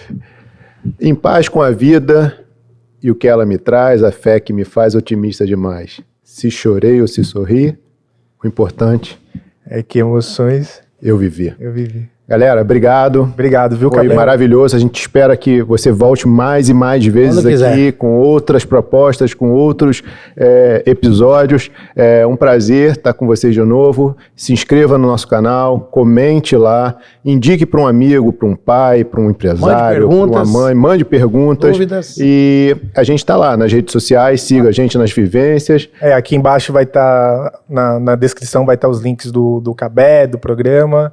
Isso aí, se inscreva, comente aqui o que vocês têm achado dos episódios e o que vocês quiserem saber. Se quiser, a gente traz o Cabé de novo quantas vezes forem necessárias. Dizer que está sendo um prazer, né, Marcelo? Muito bom. A gente está efetivamente criando uma comunidade, que foi a primeira coisa que eu falei no programa, que todo mundo me sacaneou. Está pulsando. Vocês vão telespectadores. Vão poder ver ali, telespectadores, né? Sempre no primeiro episódio isso aqui. Que o número de convidados está aumentando, a nossa rede de conexão está aumentando, a gente tem algumas novidades muito legais, inclusive... não posso falar agora, mas muito legais vindo por aí. Se você quiser ser um Neo Sapiens, começa se inscrevendo, né? Porque se não for agora, vai ser quando, né? Nunca, né? O que tá te impedindo? O que tá te impedindo? De se inscrever agora. Um abraço, pessoal. Um abraço, obrigado, Cabé. Até mais. Até mais. Tchau. Valeu.